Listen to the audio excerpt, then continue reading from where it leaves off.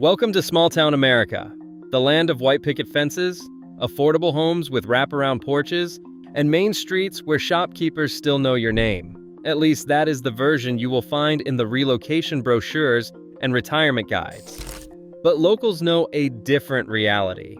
Housing prices have doubled in 5 years while wages stayed frozen. Towns where 3 million tourists flood through streets built for 3,000 residents. Retirement communities where hidden fees drain savings faster than anyone expected. Places where violent crime rates exceed 900 incidents per 100,000 people. We are talking about communities where teachers and nurses commute 2 hours each way because they cannot afford to live where they work, where artistic souls who built a town's identity have been completely priced out, and where the charming main street you see in photographs sits gridlocked with traffic for hours every single day. These are not exaggerations. These are documented realities, backed by government data, local news investigations, and the testimonials of residents who wish someone had warned them before they signed on the dotted line. We are counting down 12 American towns that look absolutely perfect on paper. By the end, you will understand exactly what they do not tell you. Before we begin, if you find this valuable, tap that subscribe button. You will not want to miss what is coming. Number 12. Moab, Utah.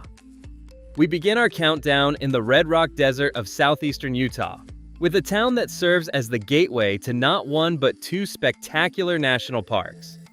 Moab sits between Arches National Park and Canyonlands, surrounded by sandstone formations that glow orange and crimson at sunset. The photographs are breathtaking. The adventure opportunities are endless. On paper, this is paradise for anyone who loves the outdoors. But here is what the visitor guides do not mention. 3.5 million tourists funnel through this tiny community every single year. The town has a population of fewer than 6,000 permanent residents. That means roughly 580 visitors for every single local. The practical impact is crushing.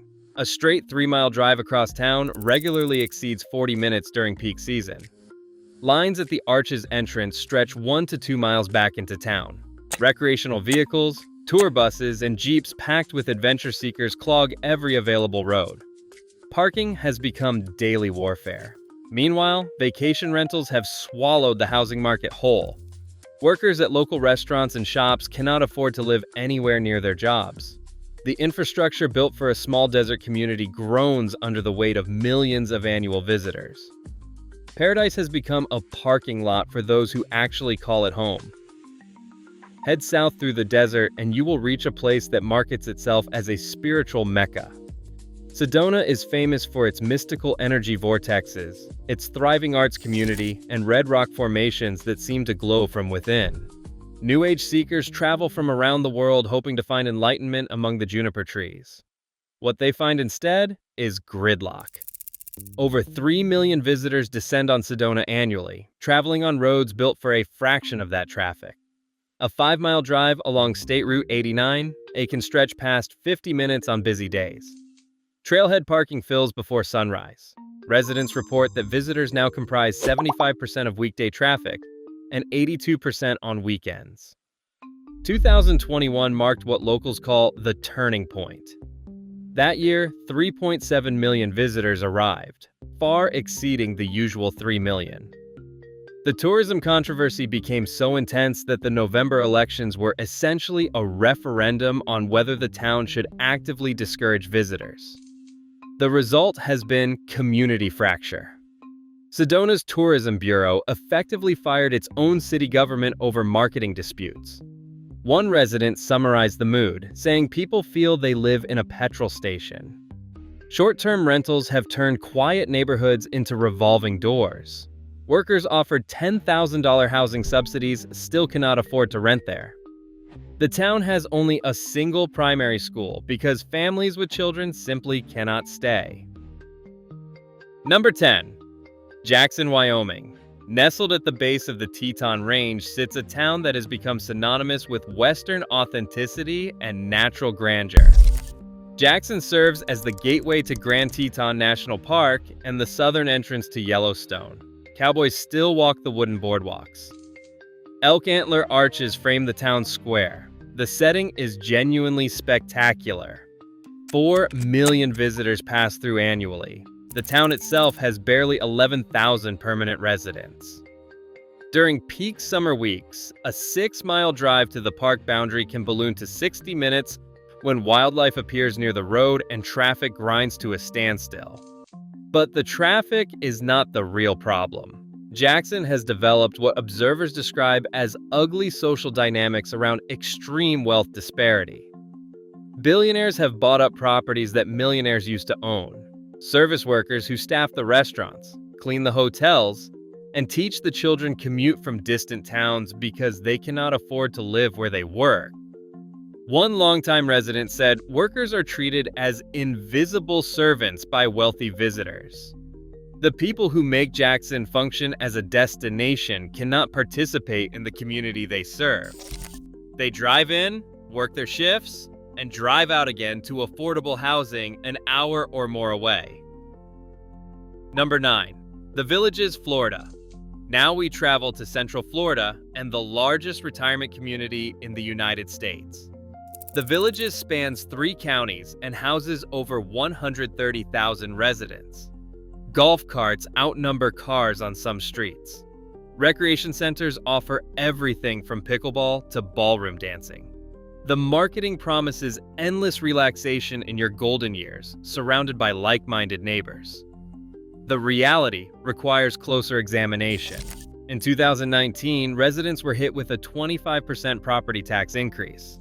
The money did not go toward resident amenities. Instead, it subsidized the developer's continued expansion into surrounding areas. Monthly costs add up quickly in ways the brochures do not emphasize. Amenity fees run between $145 and $200 a month. Property taxes range from $3,000 to $5,000 a year. Golf cart ownership adds another $2,000 yearly. Many residents find themselves spending 40 to 50% of their fixed incomes on living expenses they did not fully anticipate. Governance operates under what former residents describe as a culture of secrecy. Community input on major decisions remains limited. Enforcement of community standards creates what one former resident called animosity among neighbors over petty issues. Sinkholes appear with troubling regularity following cycles of dry and wet weather. And despite the enormous population, isolation and loneliness remain common complaints. For anyone considering reselling their home, a harsh reality awaits. The developer continues building and selling new properties, making it difficult to compete when selling a used home in the same market. If understanding what real estate listings leave out is useful to you, that subscribe button is waiting. I research these warnings every week using government data and genuine local testimonials. Number 8. Boise, Idaho. For years, Boise represented everything people wanted to escape to. Affordable homes, stunning mountain access, a family-friendly atmosphere, low crime rates, and a booming economy. Californians fleeing high costs arrived by the thousands. Tech workers seeking space and value followed close behind. Boise was the land of opportunity. Then opportunity priced out the locals. Homes that sold for under $200,000 in 2015 now command $450,000 or more. The median home price hovers around $500,000, while median household income sits near $60,000. That creates a ratio of roughly 6 to 1, putting home ownership out of reach for many local workers. Entry-level properties now require household incomes exceeding $100,000. Monthly payments on starter homes exceed $2,500. One housing analyst summarized the situation by explaining that where you see people drop out of the housing market, you are really seeing them drop out of the middle class entirely. Idaho now ranks as the second least affordable state for housing in the entire country. Rent costs have increased 40% in recent years. Housing costs have risen 50%. The affordable alternative that attracted so many newcomers no longer exists for families who grew up there. Number 7. Bar Harbor, Maine. On the rugged coast of Maine sits a quintessential New England village that serves as gateway to Acadia National Park. Bar Harbor offers cobblestone charm, lobster rolls, and harbor views that belong on postcards. 4 million visitors travel through each year on the single primary access road. That single road creates predictable consequences. A typical 4-mile drive into town takes 45 to 60 minutes during July and August. Cruise ships drop thousands of passengers at once, overwhelming the narrow streets. The Park Loop Road moves at walking pace during peak hours. Business owners rely entirely on the summer season to survive the winter months. They need the tourists. But residents describe losing their harbor to the noise and pace of visitors. Housing for teachers and essential workers grows increasingly scarce as short-term rentals multiply. Neighborhoods that once felt like extended families have become revolving doors of weekly visitors. The town now actively debates limiting cruise ship visits and implementing visitor caps. The struggle between economic survival and quality of life has no easy resolution. As one local newspaper reported, residents speak of gratitude for the jobs and frustration at how little of the island still feels like home once the season ends. Number 6. Savannah, Georgia. Draped in Spanish moss and steeped in Southern charm, Savannah draws visitors with its historic squares, stunning architecture, and reputation for gracious hospitality. The historic district offers walkable beauty at every turn. Property prices seem reasonable compared to coastal cities further north. On paper, this is affordable elegance. The crime statistics tell a different story. Savannah's overall crime rate runs approximately 15% above the national average. Violent crime sits 29% higher than typical American cities. The murder rate reaches 11.6 per 100,000 residents, compared to a national average of 6.3. Residents face roughly a 1 in 42 chance of becoming a crime victim. What the visitor experience obscures is how dramatically safety changes from block to block.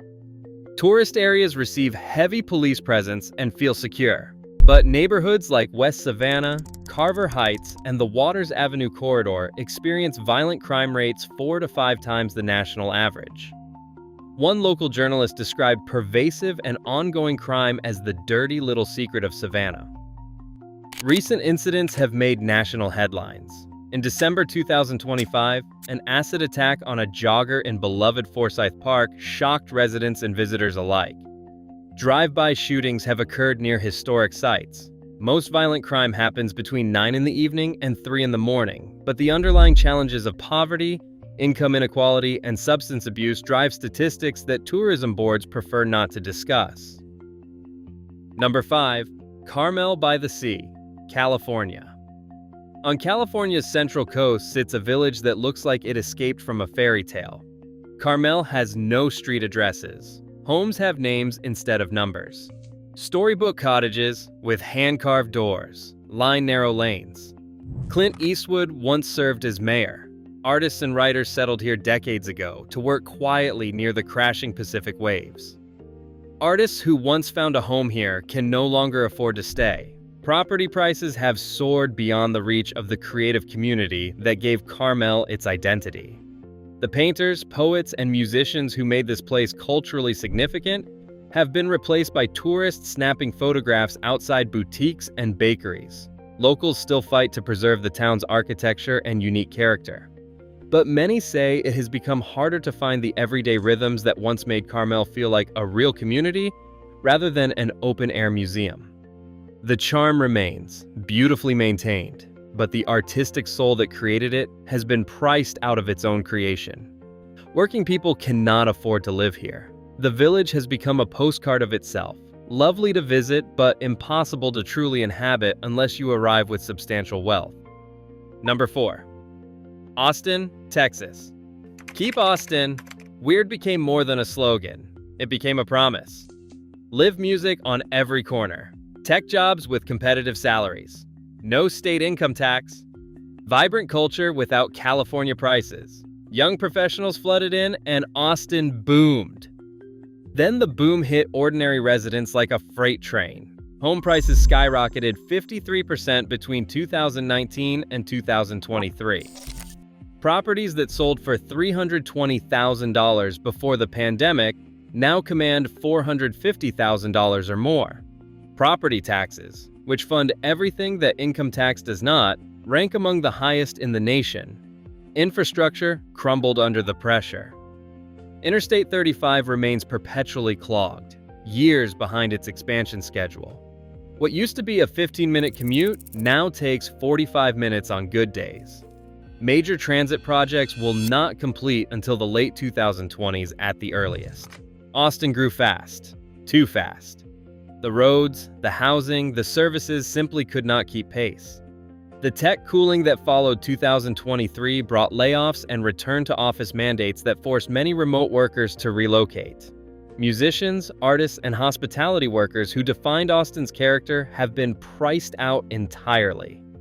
The monoculture of high-earning tech workers, observers note, speaks to income disparity that is pushing out the very people who made Austin weird in the first place.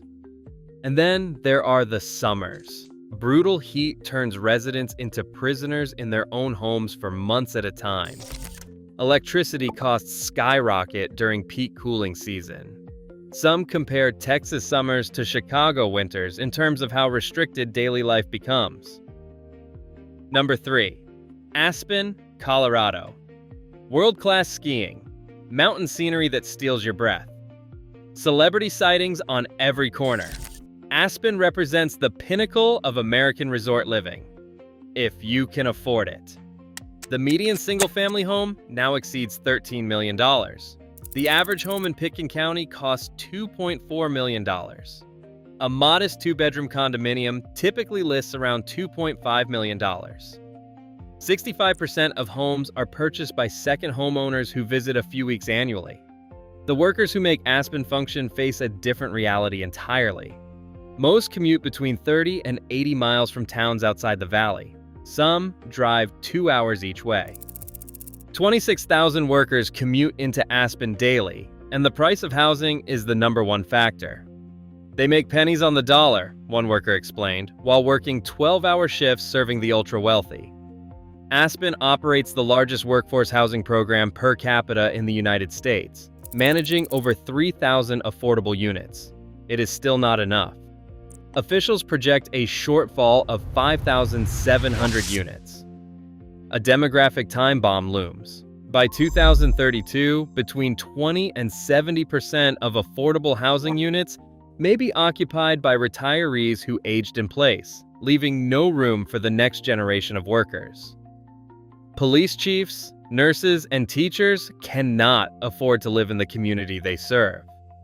The billionaires, as one local put it, have run out the millionaires. The people who make Aspen function as a world-class resort cannot enjoy the lifestyle they help create for others. Number 2. Nantucket, Massachusetts. 30 miles off the Massachusetts coast sits an island of cobblestone streets, historic whaling captain homes, and pristine beaches. Nantucket represents exclusive New England charm at its finest.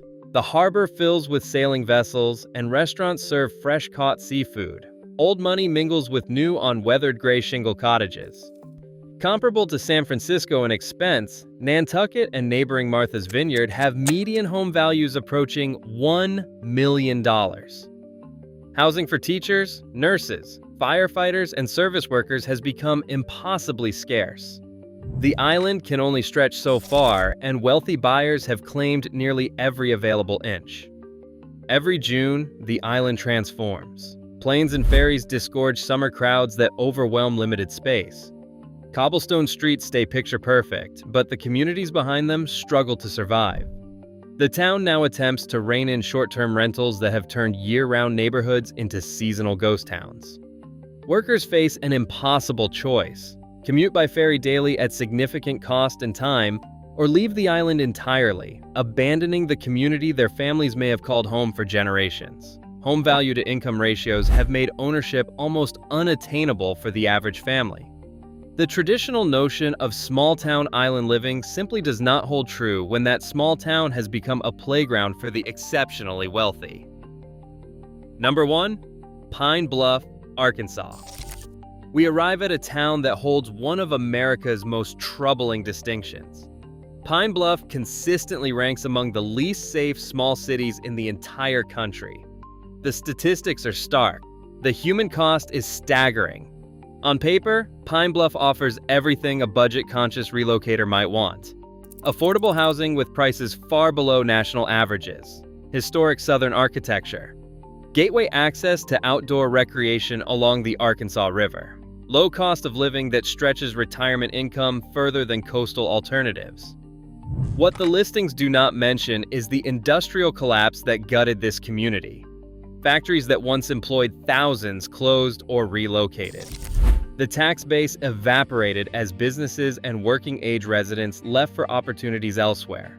Poverty created cycles of desperation that continue to this day. Crime costs, calculated per capita, reveal the profound burden on residents who remain. Schools struggle with diminished funding. Public services operate stretched impossibly thin. Investment has bypassed this community for decades while neighboring areas developed and prospered. But Pine Bluff is not merely a statistic. Real families live here. Real people attend the same churches their grandparents attended. They shop at stores their families have patronized for generations. They love their hometown even as they acknowledge its dangers. Community resilience persists despite challenges that would break many places. Pine Bluff deserves better than it has received from state and federal authorities. The people who remain are not numbers on a crime report. They are neighbors doing their best in circumstances largely created by forces beyond their control. These 12 towns share something important in common. They all look perfect on paper. The brochures are lovely. The photographs are stunning. The statistics that real estate agents choose to share paint appealing pictures. But the statistics they omit, the realities that residents live with daily, tell very different stories.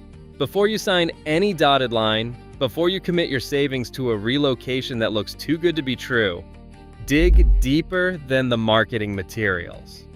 Talk to locals, read local news, check crime statistics and housing cost trends. The perfect town on paper may be perfect for someone. Make certain that someone is actually you. And if you like this video, please subscribe and make sure to watch the next video appearing on your screen right now.